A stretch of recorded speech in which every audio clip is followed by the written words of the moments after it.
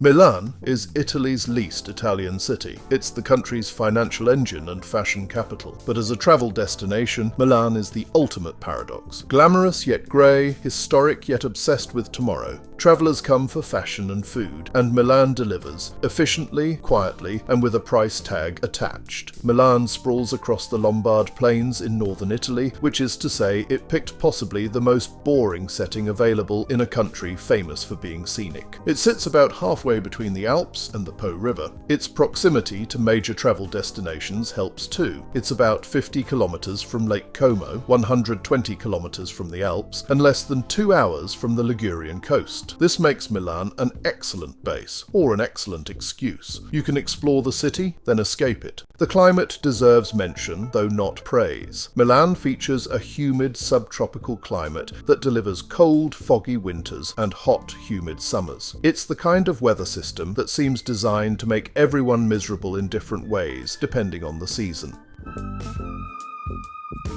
Milan's position as a major European city ensures multiple arrival options. Malpensa Airport, located about 50 kilometres northwest, handles most international traffic. It's large, modern, and sufficiently distant to make ground transport a consideration. The Malpensa Express train connects to central Milan in approximately 50 minutes. Milano Centrale, the city's main station, qualifies as a masterpiece of Mussolini-era architecture, imposing, monumental, and intimidating in ways that definitely seem intentional. Milan's metro system, or Metropolitana, operates 4 lines: M1 red, M2 green, M3 yellow, and M5 purple. M4 has existed in a state of almost finished for years, with some sections finally opening recently. The metro runs efficiently by Italian standards, which means delays occur but not as catastrophically as in Rome. Trains arrive reasonably often during peak hours. Stations range from modern and clean to hasn't been updated since 1964.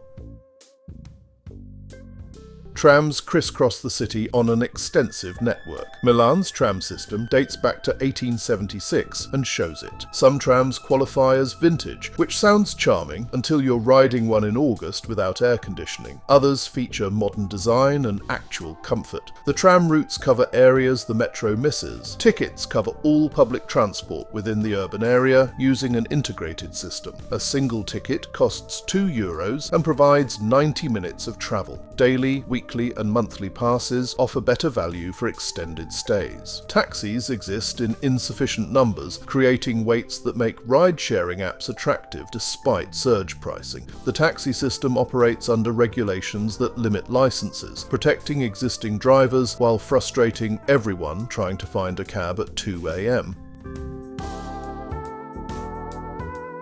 Milan contains roughly 1.4 million people within city limits. The metropolitan area swells to over 3 million. The urban region, depending on how generously you define boundaries, reaches perhaps 5 to 8 million. The largest foreign communities come from the Philippines, Egypt, China, Peru, and Romania. The Chinese community particularly concentrates in specific neighbourhoods, especially around Via Paolo Sarpi. The Milanese population trends older, like most of Italy, because Italians stopped having children sometime around 1975 and never resumed. Birth rates remain very low. The Milanese themselves possess a reputation within Italy for being cold, business-focused, and less warm than southern Italians. Whether this stereotype holds true, or simply reflects Northern European influence, and the stress of actually showing up to work on time, remains debatable. Milan is also a football city. AC Milan and Inter Milan share the San Siro stadium. Both clubs claim ownership.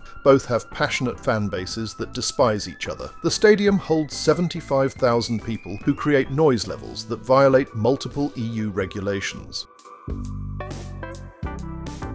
Medieval Milan was ruled by families. The Visconti ruled from the 13th to 15th centuries, transforming Milan into a major power. The Sforzas continued the autocratic rule, plus aggressive art patronage model. Ludovico Sforza brought Leonardo da Vinci to Milan in the 1490s. Leonardo painted The Last Supper, designed weapons, and planned canal systems. The War of Spanish Succession transferred Milan to Austrian Habsburg control in 1706. 6. In 1848, during the 5 Days of Milan, citizens kicked the Austrians out briefly, before they came back with cannons and bad manners. Eventually, in 1859, Milan joined the newly unified Kingdom of Italy. By the early 20th century, it had become the economic heart of Italy. Textile mills, factories, banks, all humming with northern efficiency. While other Italian cities relied on nostalgia, Milan relied on machinery. The post-war years turned Milan into a symbol of rebirth. By the 1950s and 60s, it was booming. Factories reopened, design studios flourished, and Milan became the industrial and financial capital of Italy. Alfa Romeo, Pirelli, Olivetti, and Armani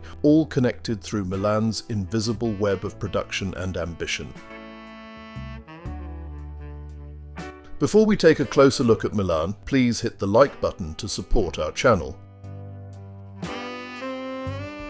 The Duomo of Milan started in 1386 because the old basilicas weren't impressive enough for a city with serious ambitions. The Visconti dynasty needed a monument that would broadcast power across northern Italy, not just another church collecting dust and donations. Gian Galeazzo Visconti kicked off the project with promises of indulgences, letting citizens buy their way out of purgatory while funding civic pride through theological economics. The site already hosted two earlier churches. Santa Maria Maggiore and Santa Tecla got the wrecking ball treatment. The marble came from Candolia quarries, pink-tinged and weather-resistant. Transport happened via canal systems. Construction speed moved at geological pace, making Duomo synonymous with taking forever in local parlance. By 1402, they'd managed half the nave, which counts as progress when your timeline spans centuries. Controversy arrived immediately and never really left the building site. Gothic versus Lombard traditions created aesthetic arguments that make modern architecture forums look peaceful. The Tiburio problem, that's the octagonal dome over the crossing, lasted centuries and attracted every Renaissance architect with ambition and a quill. The main spire went up between 1765 and 1769 under Carlo Pellicani's design, reaching heights that required new engineering solutions. The facade remained a construction site embarrassment of scaffolding and exposed brick that ruined the aesthetic.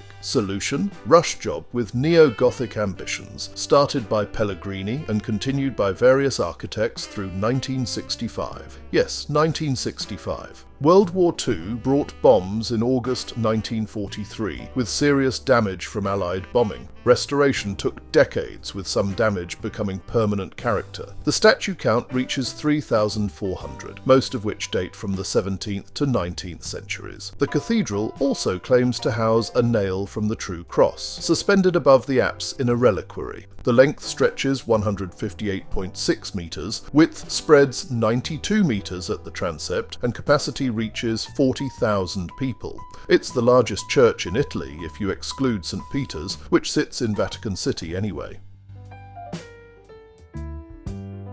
Galleria Vittorio Emanuele II functions as the glittering lobby of Milanese life. It sits in the absolute heart of Milan and represents perhaps the most audacious architectural statement in 19th century Europe. The name, obviously, honours Vittorio Emanuele II, the first king of unified Italy. Construction began in 1865 and took 12 years, finishing in 1877. 12 years. The Milan Metro, started in the 1960s, is still expanding, so actually 12 years seems remarkably efficient by Italian standards. Giuseppe Mengoni designed this beast. The man spent years of his life creating what would become the prototype for shopping arcades worldwide. His ambition paid off in blueprints, but not in life expectancy. On December 30th, 1877, one day before the grand opening, he fell from the scaffolding to his death. The official reports say it was an accident. The less charitable interpretation suggests he looked at his final creation and thought, well,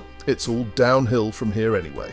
All rumours aside, the man created something genuinely revolutionary, even if he didn't stick around for the applause. Milan, of course, opened the Galleria anyway, Italy's grandest the show must go on moment. Architecturally, the Galleria is a textbook of industrial age spectacle. The building consists of two covered streets intersecting in a huge octagonal space topped by a 47-metre high glass dome. The building uses iron ribs and curved glass panels, revolutionary revolutionary for its time. The Galleria's purpose, then and now, was to merge commerce and ceremony. It's one of the world's first modern shopping arcades, a place where strolling under a roof could be a national pastime. The building links Piazza del Duomo to Teatro alla Scala, literally connecting religion and opera through consumerism. That's urban planning at its most honest. The shops lining the polished corridors include Prada, Louis Vuitton, Gucci, and Versace. Prada, notably, has occupied the same spot since 1913. There are also historic cafes like Camperino in Galleria, where the aperitivo tradition was basically perfected. The upper floors contain private apartments and offices. Opening hours vary slightly, but the Galleria is open every day, typically from 8 a.m. to 10 p.m.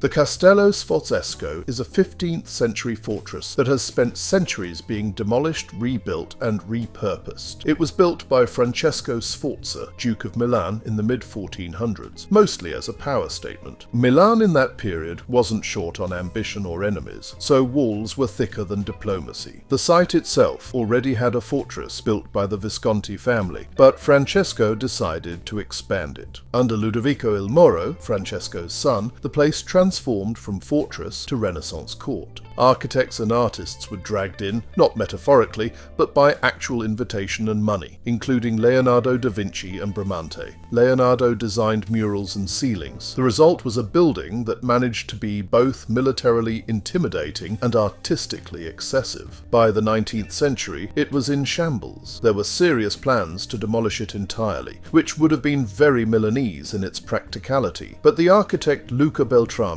had other ideas. Between 1891 and 1905, he reconstructed the castle based on historical documents, not creative imagination, a rare thing in restoration. He rebuilt the Torre del Filarete, the massive main tower, and turned the site from a decaying military structure into a symbol of civic identity. Today, Castello Sforzesco functions primarily as a museum complex. Inside are the Museo d'Arte Antica, the Egyptian Museum, and the Museum of Musical Instruments, among others. It also holds Michelangelo's Pietà Rondanini, his last unfinished sculpture. The range of exhibits is enormous, spanning medieval armour, Renaissance art, archaeological finds, and furniture. Visiting is straightforward. The outer courtyards are free to enter, but the museums require a small fee. The whole structure anchors the Parco Sempione, creating a rare balance of massive architecture and public leisure space. The Sforza family allegedly kept crocodiles in the moat. The idea was simple. If you tried sneaking into the castle, you didn't make it out. There's no confirmed fossil record of Milanese crocodiles, but the story's too good not to repeat, and it says a lot about Renaissance security culture.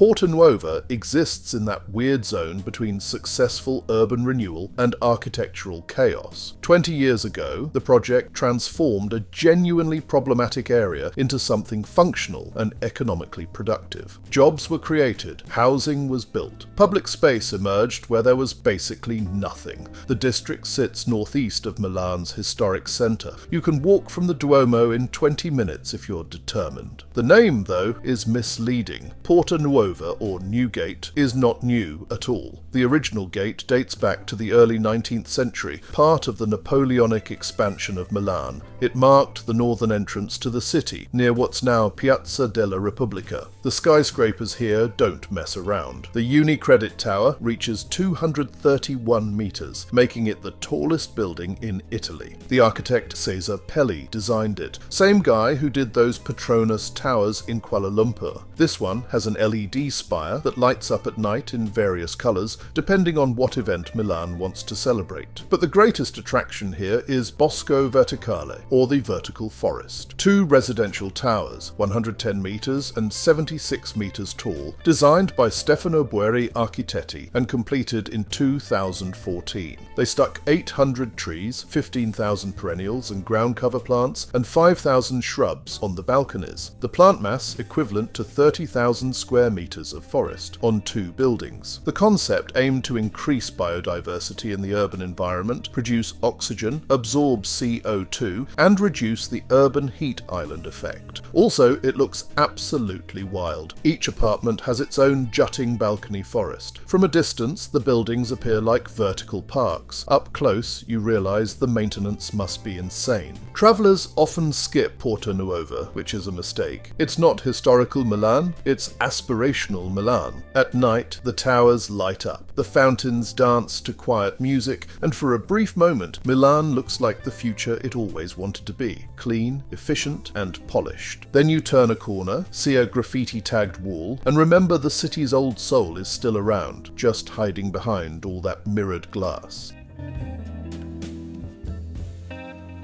A long time ago, Milan, sitting in the middle of northern Italy and inconveniently far from the sea, faced a problem. Trade was booming, but ox carts and muddy roads weren't cutting it. Around the 12th century, engineers began carving waterways out of the Lombard soil. The Navigli Grande, in the year 1177, was the first. It connected the city to the Ticino River and made transport of goods faster, cheaper, and less soul-destroying. By the 15th century, Milan was rich, ambitious, and slightly delusional. So they hired Leonardo da Vinci to improve the canals. Leonardo did what Leonardo always did: overthink things beautifully. He refined the lock system, allowing boats to move between different water levels without sinking. The same system later inspired canals across Europe. Through these waterways came marble from Candolia, used to build the Duomo. By the 20th century, many canals were covered over with streets. The city buried half its water system. Only 2 major canals survived, the Navigli Grande and the Navigli Pavese.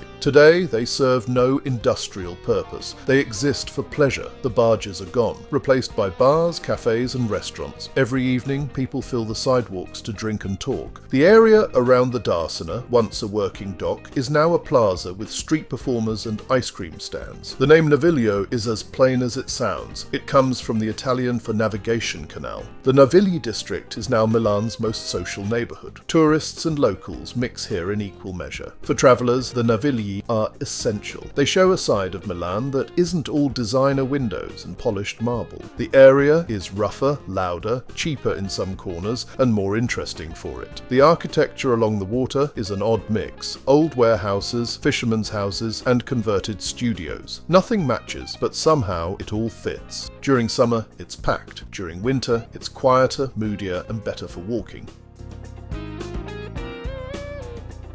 The Brera District is one of the safest and most pleasant parts of Milan to get lost in. For visitors, it's perfect. You can eat well, walk safely, and convince yourself you're cultured just by being there. The restaurants range from historical trattorie to concept bistros that describe their dishes as reinterpretations of tradition, which usually means smaller portions and higher prices. Brera grew up around art and academia. The streets are filled with students, professors, and painters. The 19th century brought romanticism, bohemian cafes, and the kind of idealism that only works when everyone's still poor. Then came the 20th century, and with it, Milan's transformation into a modern metropolis. Brera adapted. The artists stayed, but the investors moved in. Grit became charm, poverty became nostalgia, and the rent skyrocketed. The relationship between Brera and the rest of Milan is complicated. The district represents high culture and artistic tradition, but it's also become a symbol of gentrification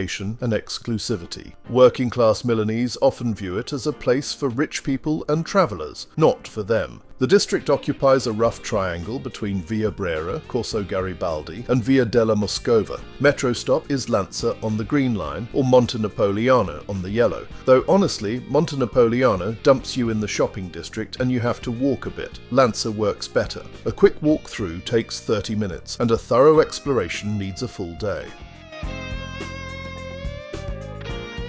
Parco Sempione is Milan's attempt at breathing space, 38 hectares of green behind the Castello Sforzesco. The park was designed by architect Emilio Alemagna during a time when Milan was hungry for modernity but still tethered to its older bones. Alemagna, inspired by English romantic gardens, gave the park gentle hills, winding paths, and a man-made lake. It was meant to feel natural, though it's a carefully arranged illusion. Art, imitating nature with almost almost scientific control. The landscape was never meant to be wild, it was meant to soothe and organise. Over time, the park became Milan's green lung, a deliberate contrast to the city's industrial edges. Today, Parco Sempione is Milan's backyard, not the romantic kind, but the practical one. It's where people go to run, read, or recover from too much city. There's a pond. You can walk, cycle, or rent electric scooters if you enjoy endangering pedestrians. There's also the Arena Civica, an enormous neoclassical stadium built in 1807 for horse races and military parades, now used for concerts and sports. Keep going and you'll hit the Arco della Pace, which looks impressive even if you have no idea why it's there. That arch is Milan's version of a victory monument, started under Napoleon in 1807 to celebrate his triumphs and finished decades later by the Austrians.